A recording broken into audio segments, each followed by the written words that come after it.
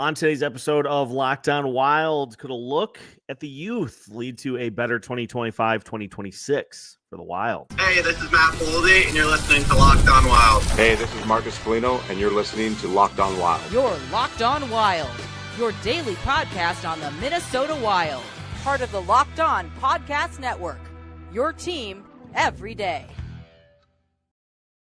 What's happening, everybody? Welcome in to another episode of Locked On Wild, your daily Minnesota Wild podcast, part of the Locked On Podcast Network. We are your team each and every day, and we thank you for making Locked On Wild your first listen each and every day as well. Make sure you subscribe on YouTube and your favorite podcast platforms so you don't miss out on any new episodes throughout the week. Today's episode of Locked On Wild is brought to you by FanDuel. Download the FanDuel app now by visiting FanDuel.com and win $300 in bonus bets if your first $5 bet wins. On today's episode of Locked On Wild, we look into a few areas, three in particular, that could help the Minnesota Wild have a better season in 2025-2026. We'll talk a little bit about health, but mostly about young players stepping up to the plate, continuing their young resurgence, and filling key voids. My name is Seth Toupal, host of Locked On Wild, credentialed media member for the 2025-2026 season, and host of Seth on Sports as well. And we're getting closer to the start of the season. We are just over a week away from the season opener, October 9th, against the St. Louis Blues. So we are going to flip the coin on both sides here today. We're going to look at reasons for potential optimism. We're going to look at reasons for pessimism too. We'll save that one for Alex a little bit later here today. But I wanted to start because I've been kind of looking at this. I've been looking at this a little bit over the last few days. And one reason that I think we could see a better season for the Minnesota Wild this year than last year, because you look at the number of players that are going to be in spots, critical spots, that could take a big step forward in their progression. I think of a couple of guys in particular, Rossi and Matt Boldy, to name a few, who are going to play really pivotal roles for this team this season. Both are, at least to start the year, going to be part of the top line with Kirill Kaprizov.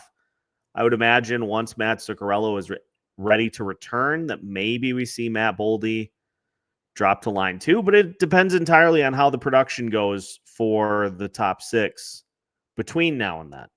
So for right now, we get Kaprizov, Rossi, Boldy. That combination, they did their thing in their preseason debut with a couple of goals within 11 seconds. And you look at the numbers that both put up last season. Boldy had 73 points. Rossi had 60 points. Boldy, 27 goals. Rossi had 24 goals.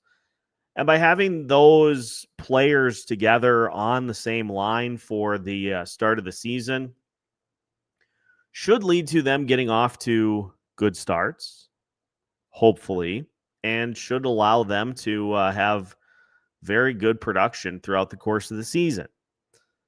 Rossi, obviously the net front of that grouping.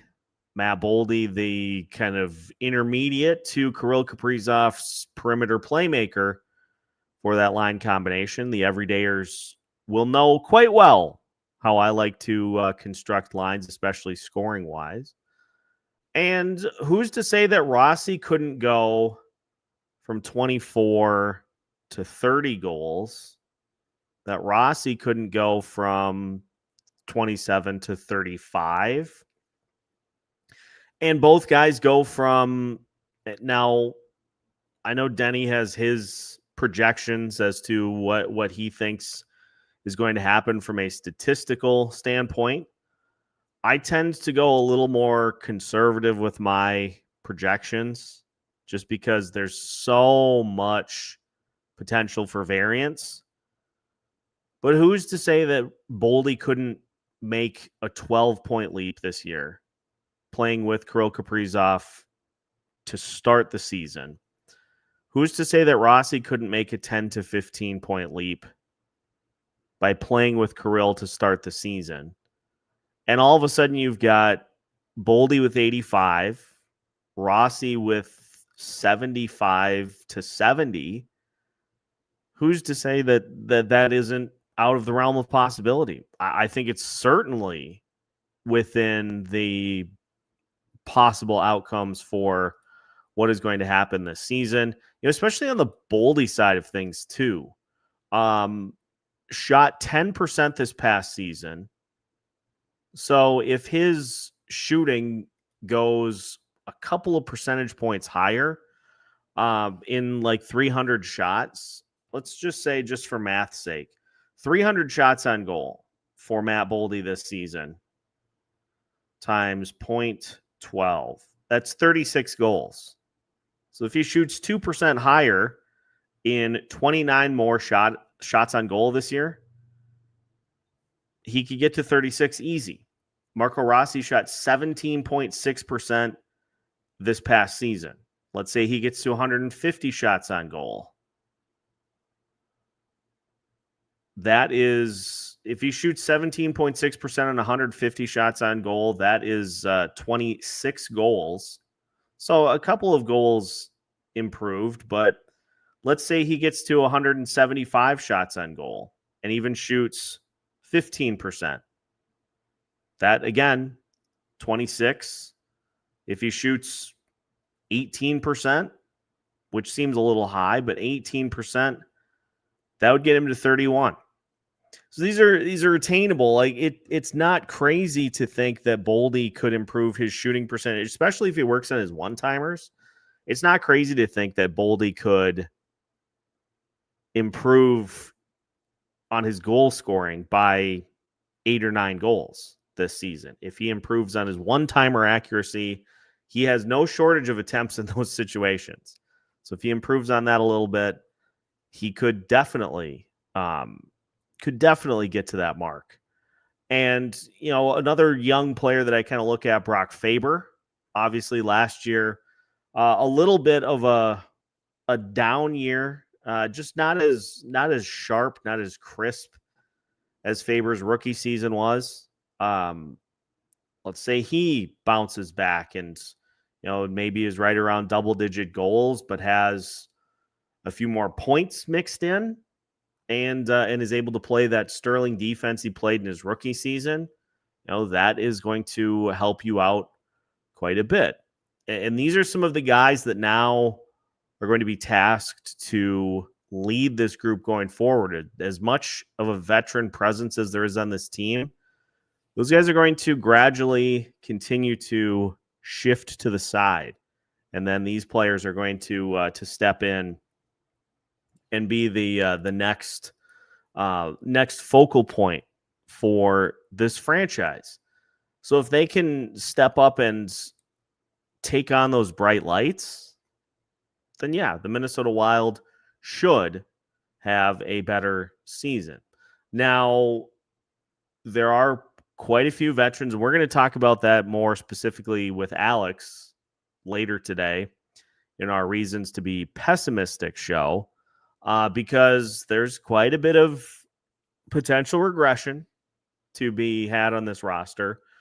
But I think Boldy, Rossi, and Faber do enough that if they have better seasons, that will kind of gravitate out to everybody else.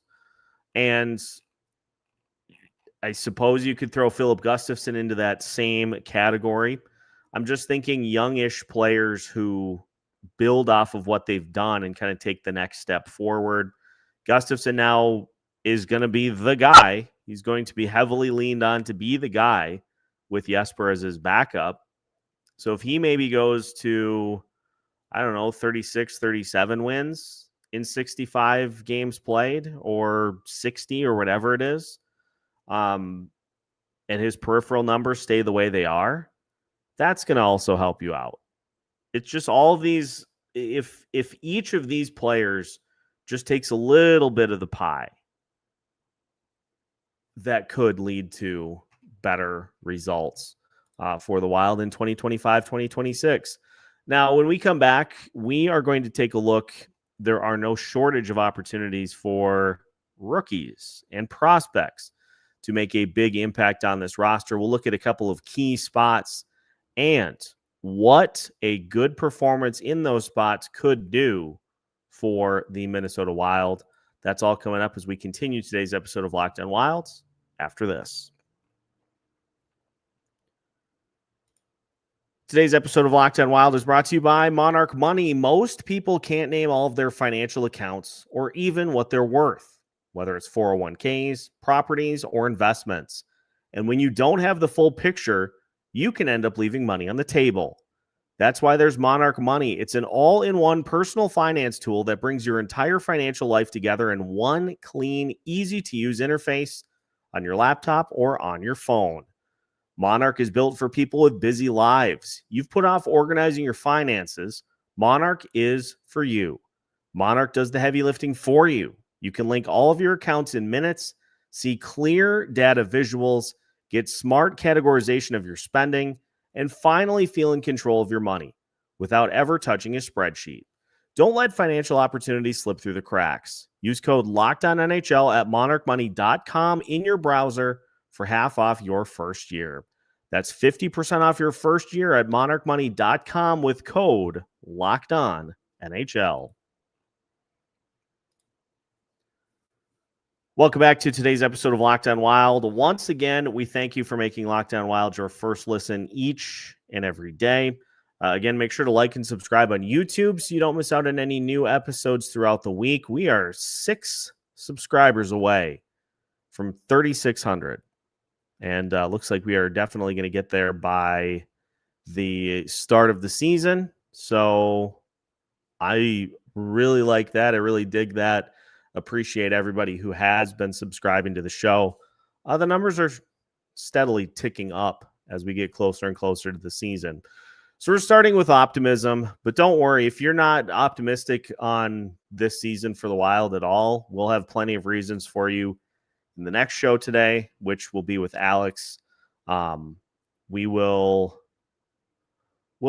have plenty of concerns to roll through in that episode for you, but just wanted to start on a good note on a Monday. So we talked about the young kind of foundational pieces of this roster. If they take steps forward in their development, that's going to massively help. There are some spots in this roster that are up for grabs that are going to be critical spots. And if Wild players can lock them down, if Wild prospects can lock them down, then that is one less thing that needs to be worried about by the powers that be. Let's start with the second line.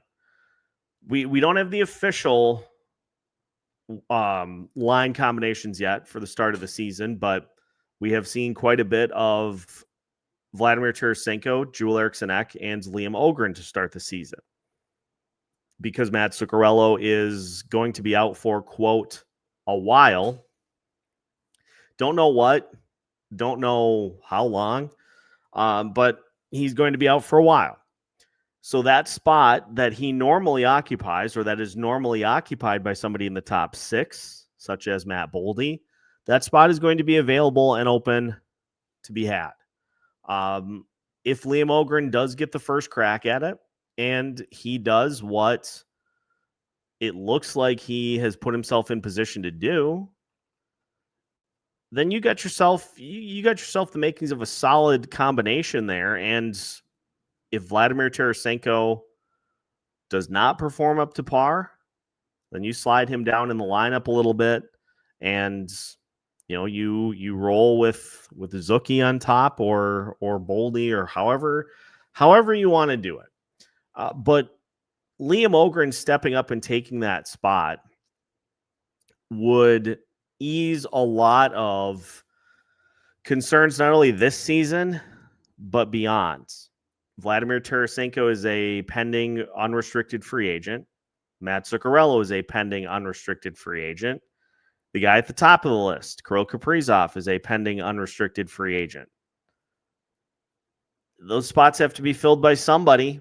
And if Liam can grab a spot in the top 6, whether it be vaulting all the way up to the top line or just grabbing a spot in the second line, and provide just consistent production. Like I know we tend to beat the drum for the stats quite a bit here on Locked On Wild, but even just the eye test, just look the part. Look like a top 6 NHLer, and the production will come that just is going to make so many other things fall into place for this team. So Liam Ohgren has a chance to lock that spot down.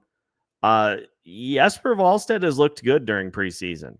The team in front of him, with just all the moving pieces that have been in and out of the lineup, has kind of been hit or miss. But if Jesper can get back on track, flush what happened last year, he looks like he's got his confidence back, which is great. If he can be a dependable backup at this point, capable to come in and to start on the nights where there's a back-to-back. If Gustafson ever gets banged up and can't go, you don't have to worry. You don't have to sweat like, oh boy, are we good here? If Jesper can lock down that backup spot, that's going to go a long way for this Minnesota Wild team. All respect to Cal Peterson, but there's a reason he was not in the NHL last season. He is pretty much what he is at this point. And, he was brought in as a little competition, but I think it's going to be pretty easy for Jesper to beat him for that goalie spot, especially with what we've seen from Jesper so far. I know that game against Dallas went very south, but Jesper kept them in check until he was pulled from the game, which was planned. It was not an injury thing or anything like that. It was a planned pull.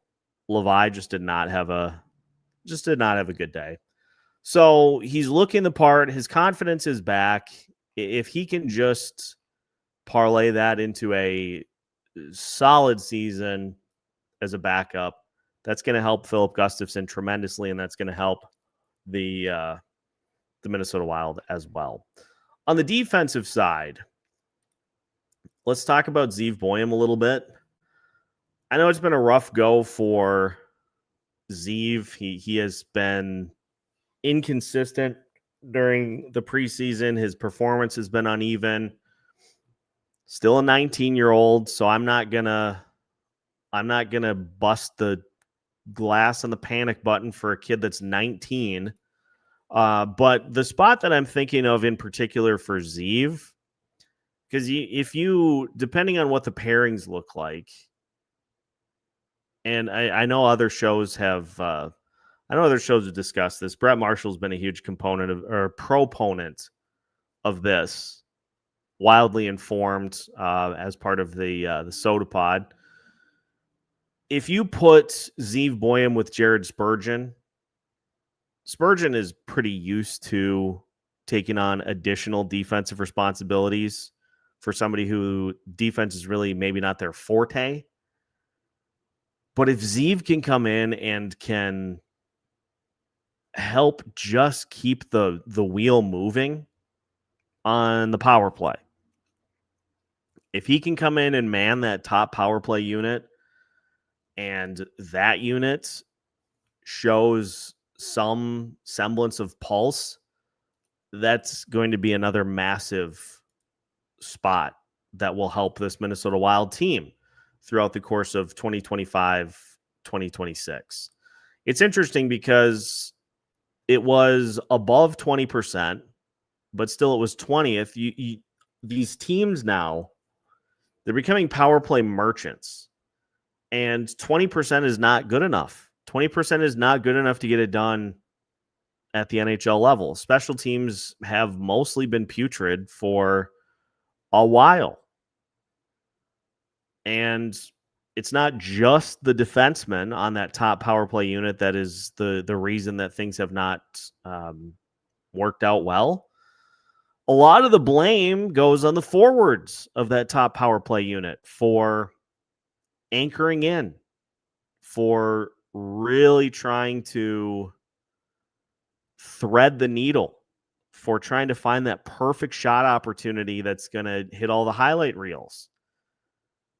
But having that defenseman at the top that can just seamlessly move from side to side and can really control the flow of action, it makes all the difference. I mean, forgive the comparison here, but you think about the Colorado Avalanche, who were 8th with a 24.8% power play. Well, it's because you got Cale Makar running point. Any of the others, I mean, the Dallas Stars, they were slightly lower, but you've got Heiskanen running that one. Any of these teams that have the super mobile, crafty defensemen, any of those teams that have that type of player to be able to just facilitate and to keep it moving, that makes all the difference. When you get settled in, you stagnate. That is really when you kind of signal that you're not going to be able to get anything done. So keeping it moving. If Zeev can help out there and can play respectable defense, kind of grow into that, then he's another young player I think that can step in and can give this team a much needed influx of young talent. So all of those three are young players that I think will make a big impact on the roster this year. And if they make a particularly big impact, that's going to go a long way for this Wild team as they try to continue their push towards the playoffs. And that's not even counting. It's not even counting the likes of Danila Yurov. We'll talk about Yurov with Alex later today. But the final point that I want to make is the one that I think we all are waiting on pins and needles for. And so reasons for optimism, we'll kind of try to crawl into the mind of one Kirill Kaprizov and see what he could be particularly enthused about with this Minnesota Wild team this year. We'll talk about that as we continue today's episode of Locked On Wild after this. Today's episode of Locked On Wild is brought to you by FanDuel. The NFL season is here, and FanDuel has an offer you don't want to miss. Right now, new customers can bet just $5 and get $300 in bonus bets if your first bet wins. That's right. You pick a bet, put down $5, and if your bet wins, you'll unlock $300 in bonus bets to use across the app. The Minnesota Vikings are going to be across the pond once again, taking on the Cleveland Browns. And look, it didn't go well for the Vikings this past weekend. They got roughed up by the Steelers quite a bit. But if you take a look at the odds on FanDuel, the Vikings are currently still plus 1,000 to win the NFC North, plus 5,500 to win the Super Bowl. So if you feel like throwing something down long term, you certainly can. Otherwise, the Vikings are 3.5-point favorites against the Browns, and they are minus 194 on the money line, according to FanDuel here right now. So what are you waiting for? Visit FanDuel.com to download the FanDuel app today and get started. Final segment of today's episode of Locked On Wild. Once again, we thank you for making Locked On Wild your first listen each and every day. Again, make sure to like and subscribe so you don't miss out on any new episodes throughout the week. We got you covered every Monday through Friday as we gear up for the start of the season. And finishing touches on some of the reoccurring bits that we'll have throughout the course of the season. Stay tuned for that because we've got a couple fun ones, some new things in line that I think will keep you very entertained this season. So the final reason for optimism I wanted to keep an eye on here for this season, reason to be optimistic, is we've talked quite a bit about how quiet of an off season it was for the Wild, and that was, I think, largely due. There were some large prices that were paid to players, Mitch Marner, Nikolai Ehlers, some of those others, many other players elected to just stay put. I maintain that there was plenty of opportunities to make trades. You just have to be willing to pay the price. That is what those in the economy world, or economics for the layperson, those in the economics world say that is the going rate. We've talked about the going rate quite a bit. Young contracts that were evidently too rich for Bill Guerin's tastes. In the Marco Rossi situation, I'm not gonna get back into that. But there are moves to be made depending on what you're looking for, what you need. And we heard all offseason as well that it's just a record number of teams have just decided they're going for it. We're going to be pushing all the way to the end, and we don't really feel like making any moves right now. We kind of want to just wait and see. Kind of want to stay put before we make any big moves. Well, I can promise you, it may include the Minnesota Wild, but there will be teams that will be out of it at the trade deadline. And that will include at least one or two teams that we did not expect to see on that list.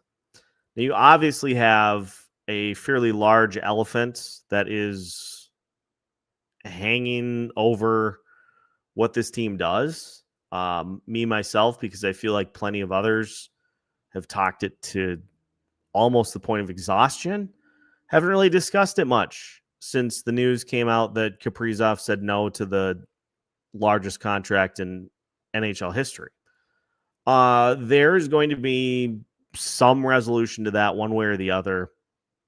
But if this team gets off to a good start this year, maybe not to the same level that they were in last year, they will have money to spend at the deadline.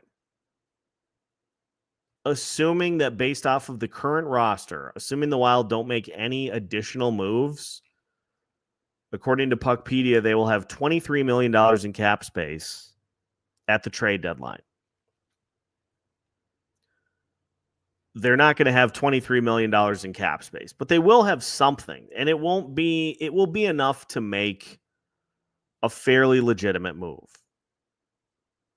And this leads me to, you're going to have to jump in the car while it's running to make this work. But if we are in a position where Kirill wants to see that this franchise is serious about becoming a legitimate threat, you're going to have up to the trade deadline to follow through on that promise. Now, if you get off to a bad start, this complicates the absolute crap out of everything. But if you get off to a good start and you find yourself in a playoff position at Thanksgiving and at Christmas, and you just are starting to at that point say, well, we need something. You can go make a big splash. You can go make a big move off of whatever roster is well out of it by the time we get to the trade deadline or before. It's a little tricky because you don't really know who is going to be out of it at that point, and you are also going to be negotiating basically head-to-head against teams like the Florida Panthers, who now that Alexander Barkov is out for the season, I think they're going to be actively monitoring the trade deadline and the trade market well before that point. And Bill Zito's a GM that when he wants something, he gets it. So you're going to have to be working against all of that. But over the last few trade deadlines have been very underwhelming. I mean, getting Jake Middleton was a great move, a fantastic move by Bill Guerin. I know a lot of people didn't like it. I thought getting Marc-Andre Fleury was a good move. But beyond that, Billy has, we'll get a third liner here. We'll get a second liner here. He's been penny pinching over the last few seasons. Now he doesn't have to. But you can't, and I said this earlier this offseason, I'm going to echo it because this is really the only point that matters.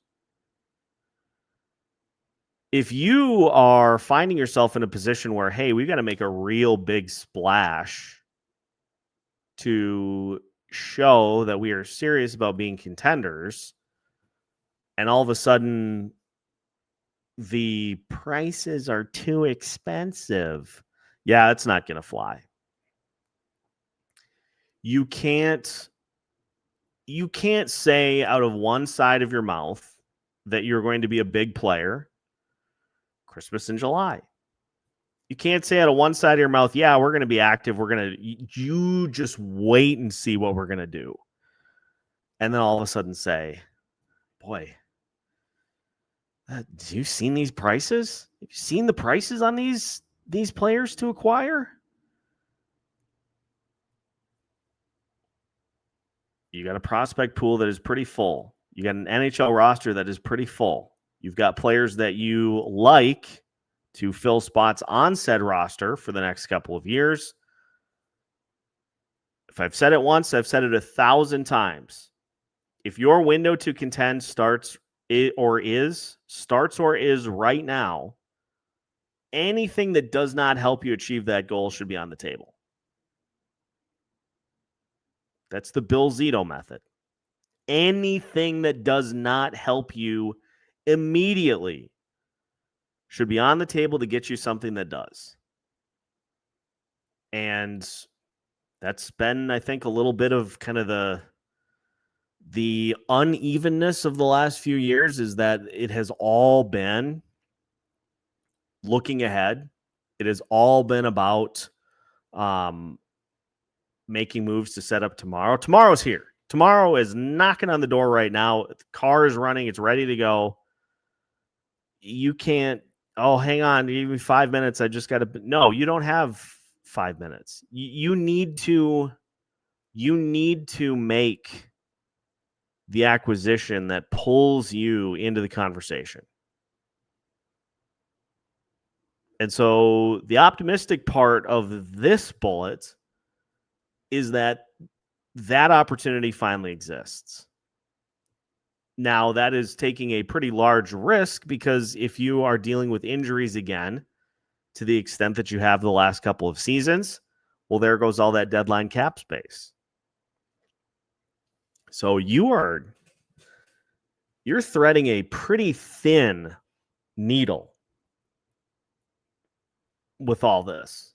But you give enough young players a chance and they catch it and run with it, you get some nice continued steps forward from key young pieces. Wild could certainly have a better season this upcoming year, 2025-2026. But as you will hear in the follow-up to this episode, for as much optimism as I tried to pump in, there's certainly some pessimism to work with as well. So that's going to do it for today's episode. Again, appreciate everybody tuning in as you do each and every day of the week. Make sure to like and subscribe so you don't miss out on any new episodes throughout the week. We've got you covered with new episodes every Monday through Friday as part of the Locked On Podcast Network. We are your team each and every day.